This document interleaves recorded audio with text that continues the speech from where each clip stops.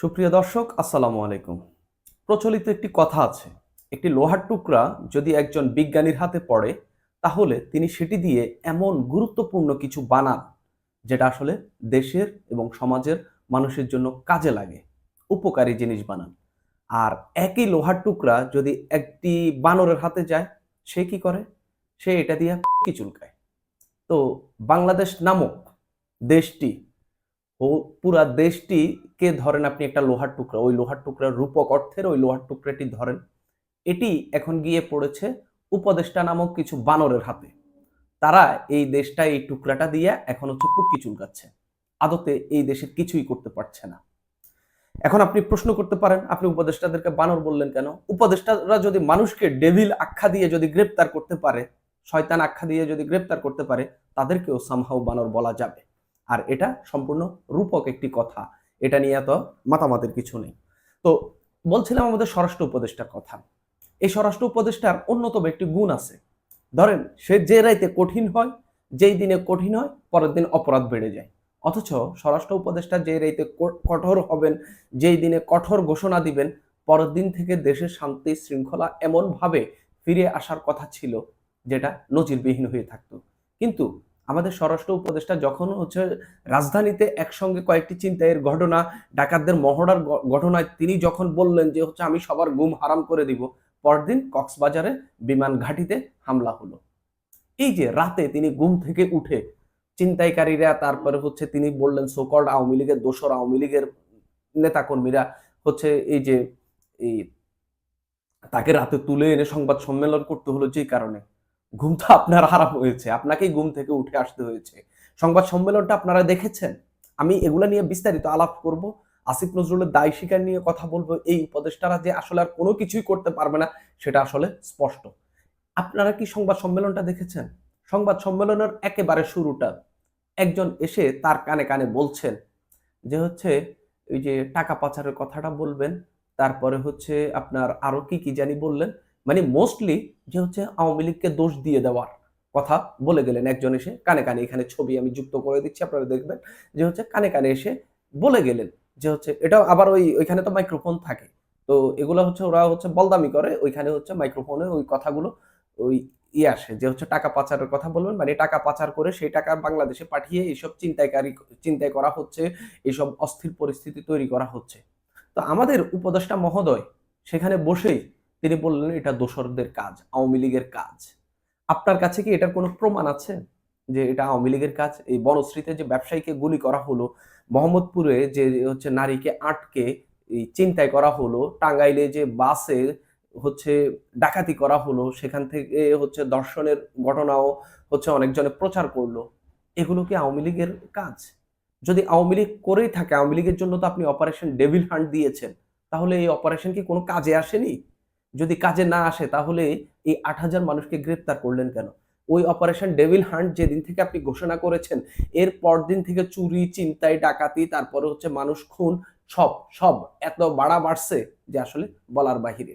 আওয়ামী লীগ তো কম গ্রেপ্তার করেননি, তাও কেন হচ্ছে এখন পর্যন্ত এরকম হচ্ছে? এই উপদেষ্টার একটা কঠিন রোগ হয়েছে, কঠিন, একেবারে কঠিন রোগ। রোগটি কেমন? যে হচ্ছে কোনো কিছু বললেই হচ্ছে তিনি আওয়ামী লীগের দোষ দিয়ে দেন, দোসররা করছে, দোসরদের দোষ দিয়ে তিনি দায় পাচ্ছেন। গত রাতে যে সংবাদ সম্মেলনটি তিনি করেছেন, সেখানে তিনি একবারের জন্য কি বলেছেন যে হচ্ছে আমার দায় রয়েছে, আমরা পারছি না? তিনি কি একবারের জন্য, বা আইন শৃঙ্খলা পরিস্থিতি যে অবনতি হচ্ছে, তিনি কি এই কথাটি একবারের জন্য স্বীকার করেছেন? তিনি কি নিজের মতো করে দেশ, মানে এই আইন শৃঙ্খলা পরিস্থিতি নিয়ন্ত্রণ করতে পারছেন? যখন তিনি সংবাদ সম্মেলনে বসছেন, তাকে একজন এসে বলে দিচ্ছেন যে হচ্ছে দোসরদের কথা বলার জন্য। শেষে যখন একটি প্রশ্ন করা হলো যে আপনারা আসলে কি করবেন, তখন আরেকজন এসে তাকে বলে দিচ্ছেন যে বলেন। ওগুলো সব বুমে শোনা যাচ্ছে, তো মানে মুখে কানে বলছে। তো হচ্ছে তিনি বলছেন যে আমরা এখন মিটিং করব, আপনি এটা বলে দেন। তখন তিনি সেটাই বলে দিলেন যে এখন মিটিং করবেন। আর বারবার তার এক পাশে হচ্ছে এই বিজেপির মহাপরিচালক দাঁড়ালেন, আরেক পাশে হচ্ছে আইজিপি দাঁড়ালেন, তারপরে পুলিশের একজন কর্মকর্তা দাঁড়ালেন। যতবার কথা বলছেন তিনি তাদের দিকে তাকাচ্ছেন। তার কি কোনো ডিসিশন রয়েছে? তিনি কি আসলে এদেরকে কোনোভাবে কি নিয়ন্ত্রণ করতে পারছেন? মনে হচ্ছে ওই লোকগুলার একটা পুতুলকে এনে চেয়ারে বসিয়ে দেওয়া হয়েছে, তারা পেছনে দাঁড়িয়ে আছেন আর স্বরাষ্ট্র উপদেষ্টা ভয়ে ভয়ে তারা যা শিখিয়ে দিয়েছে তাই বলছেন। এই লোকটি কি পারবে কোনোভাবে হচ্ছে এই আইন শৃঙ্খলা পরিস্থিতি নিয়ন্ত্রণ করতে, এই পুলিশ কন্ট্রোল করতে, এই বিজিবি কন্ট্রোল করতে, এই আনসার কন্ট্রোল করতে, বা মাঠে যেসব সেনা কর্মকর্তারা রয়েছেন তাদেরকে কন্ট্রোল করতে, বা তাদেরকে সঠিকভাবে দিক নির্দেশনা দিতে পারবে? পারবে না তো, একেবারেই পারবে না। যেই লোকটি কোনো বাস বিচার ছাড়া বলে দেয় এটা দোষরদের কাজ, একটা চিন্তায়ের ঘটনাকে, সংঘবদ্ধ চিন্তায়ের ঘটনাকে তিনি বলে ফেলেন যে এটা আওয়ামী লীগের কাজ, তারে দিয়ে আসলে কিচ্ছু হবে না। আওয়ামী লীগের দায় সেরে নিজেকে বাঁচাতে পারবেন, আওয়ামী লীগের উপর দায় দিয়ে নিজেকে বাঁচাতে পারবেন, অন্য কোনো কিছুই হবে না, অন্য কোনো কিছু। আওয়ামী লীগের উপর দোষ দিয়ে দিবেন। দেশে 2.5 থেকে 3 কোটি আওয়ামী লীগের নেতাকর্মী সমর্থক রয়েছে, তাদের সবাইকে গ্রেপ্তার করে ফেললেও কি বাংলাদেশের চিন্তায় চুরি বন্ধ হবে, ডাকাতি বন্ধ হবে? হবে না। কেন হবে না জানেন? 5 আগস্টের পর যেসব খুনোখুনি হয়েছে, আওয়ামী লীগ নেতাদের উপর যেসব খুনোখুনি হয়েছে, পুলিশের উপর যে নির্যাতন হয়েছে, সেগুলোর দায় মুক্তি দেওয়ার কারণে। 5 আগস্ট থেকে যে পরিমাণে থানা থেকে অস্ত্র লুট হয়েছে, সেগুলো ঠিক মতো উদ্ধার না করার কারণে। এখনো থানার সরকারি অস্ত্র কি পরিমাণ যে মানুষের হাতে রয়েছে, এই উপদেশটা কি জানেন? তিনি এগুলো উদ্ধারের জন্য কি পরিমাণ পদক্ষেপ নিয়েছেন তিনি বলতে পারবেন স্পষ্ট করে? বলতে পারবেন না। তাহলে আপনি দেশকে কিভাবে নিয়ন্ত্রণ করবেন? আওয়ামী লীগের দোষ দেওয়া ছাড়া আপনার কাছে আর কোনো স্পষ্ট বার্তা, স্পষ্ট কোনো কিছুই নেই যে আপনি যেটা বলতে পারেন।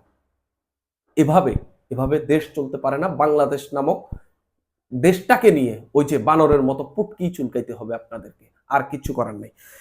এই ঘটনার পর আমরা দেখলাম উপদেষ্টা আসিফ আসিফ নজরুল একটি বক্তব্য দিয়েছেন। তিনি আইনি উপদেষ্টা, তিনি বলছেন আমাদের ব্যর্থতা আছে, এটা স্বীকার করার কোনো মানে স্বীকার না করার কোনো উপায় নেই, কথাটা এরকম হবে। আপনাদেরকে একটা জিনিস বলতে চাই, আমাদের এই ব্যর্থতা উত্তরণের জন্য প্রচন্ড তাড়না ও চেষ্টা আছে, আমরা চেষ্টা করছি। আপনারা জানেন এমন একটা বিপ্লবোত্তর পরিস্থিতিতে পৃথিবীর কোনো দেশেই শাসন কার্য চালানো সহজ ব্যাপার না। আপনি দায় স্বীকার করেছেন আসিফ নজরুল, এটার জন্য আপনাকে মানে সাধুবাদ জানানো হচ্ছে।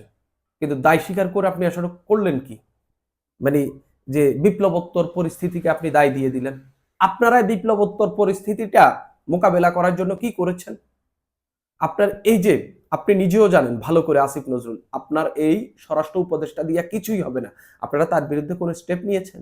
নেবেন না। কেন নেবেন না জানেন? একে হয়তো সর্বোচ্চ কিছুদিন পরে আরো বেশি ঘটনা ঘটলে এর হচ্ছে এই মন্ত্রণালয় থেকে নিয়ে আরেক মন্ত্রণালয় নিয়ে নিয়ে দেওয়া হবে। কিন্তু তাকে কি আপনারা পদত্যাগ করাতে পারবেন? বা তাকে আপনারা উপদেষ্টা পরিষদ থেকে বাদ দিতে পারবেন? পারবেন না। কারণ তাকে বাদ দিলে আপনার গায়ে কালিমা লাগবে। এইজন্য আপনি বাদ দেবেন না। তো এভাবে দেশ চলতে পারে না। বিপ্লবোত্তর পরিস্থিতিতে এভাবে দেশ চলতে পারে না। বিপ্লবোত্তর পরিস্থিতিতে যে জটিল পরিস্থিতিগুলো তৈরি হলো, সেগুলোর দায় কার? সরকারের কি দায় নেই? শুধু কি আওয়ামী লীগের দায়? আওয়ামী লীগ প্রতি বিপ্লব কয়বার করার চেষ্টা করেছে? আদতে প্রথম 2-3 মাস ছাড়া আওয়ামী লীগের এরপরের কর্মকাণ্ড খুবই মানে ঘৃণিত, সবগুলা কাজই ঘৃণিত, কিন্তু তাদের সেরকম তৎপরতা দেখা যাচ্ছিল না। শেখ হাসিনা একটা ভাষণের ঘোষণা দেবে, এরপরে ঘোষণা দেয়া হচ্ছে সারা দেশে হচ্ছে আওয়ামী লীগ নেতাকর্মীদের বাড়ি ভাঙচুর করা হলো। আপনারা কোনো স্টেপ নিয়েছেন? আপনারা তাদেরকে অন্তত ন্যূনতম মুখে একটা থ্রেট দিয়েছেন যে এগুলা করা যাবে না? সারা দেশে মাজার ভাঙা হলো, আপনারা কিছু বলেছেন? গণহারে মানুষের বাড়িতে ভাঙচুর লুটপাট চালানো হলো, আপনারা কিছু বলেছেন? হিন্দুদের বাড়িতে হামলা হলো, আপনারা এক ধরনের সমর্থন দিয়ে গেছেন, কিছু বলেছেন? বলেননি। এরকম চুরি চিন্তায় ডাকাতি হচ্ছে, আপনারা শুধু আওয়ামী লীগ ধরে যাচ্ছেন, কিছু করেছেন? করেননি। তাহলে বিপ্লবোত্তর পরিস্থিতিতে যে এই যে এক ধরনের অপরাধী শ্রেণীর জাগরণ ঘটে, তাদেরকে আপনারা কেন মোকাবিলা করেননি? এর দায় কার? আপনাদের কাছে পুলিশ, র্যাব, তারপরে বিজিবি, সেনাবাহিনী সবই রয়েছে, মাঠে এখনো সেনা মোতায়েন রয়েছে। এরপরেও যদি আপনারা না পারেন, আপনাদেরকে এরকম আরো 10টা পুলিশ বাহিনী এনে দিলেও কি আপনারা পারবেন? পারবেন না। কারণ আপনাদের সেই সদিচ্ছা দেশ চালানোর যে ক্যালিবার থাকা লাগে সেটাই আপনাদের মধ্যে নেই। এই আইন উপদেষ্টা আরো বলছেন আমরা ধ্বংসপ্রাপ্ত কিছু প্রতিষ্ঠান নিয়ে কাজ করছি, বিশেষ করে পুলিশ প্রশাসন। আপনারা জানেন আগের সময় যেমন রিক্রুটমেন্ট হয়েছে, তাদের ট্রেনিং এর ক্ষেত্রে কি ঘাটতি ছিল, তাদের দায়িত্ব পালনের ক্ষেত্রে সমন্বয়হীনতা থাকতে পারে, ব্যর্থতা থাকতে পারে। পুলিশ, বিচার প্রশাসন সব ক্ষেত্রে আমরা বলতে চাই ধ্বংস হওয়া প্রতিষ্ঠান নিয়ে কাজ শুরু করেছি। এটা একটা বড় চ্যালেঞ্জ। যদি 6 মাসে ধ্বংস হওয়া প্রতিষ্ঠানগুলোকে ঠিক না করতে পারেন, একটা জায়গায় না নিয়ে আসতে পারেন, দেশে শান্তি শৃঙ্খলা না দিতে পারেন, দায়িত্ব পালন করার দরকার নেই। ডক্টর আসিফ নজরুল, সরকারবিহীন দেশ থাকুক, কোনো সরকারের দরকার নেই। ওই লুটপাট আপনারা থাকলেও হচ্ছে, সরকার না থাকলেও হবে, কোনো দরকার নেই। দেশের মানুষকে শান্তি শৃঙ্খলা আপনারা দিতে পারবেন না। আমাদের স্বরাষ্ট্র উপদেষ্টা কালকে আমরা স্পষ্ট দেখতে পেলাম ক্যামেরার সামনে তিনি ঘুম থেকে উঠে এসেছেন, আরামসে একটা দেশের অস্থিতিশীল পরিস্থিতি চলছে, তিনি আরামসে ঘুমোচ্ছেন।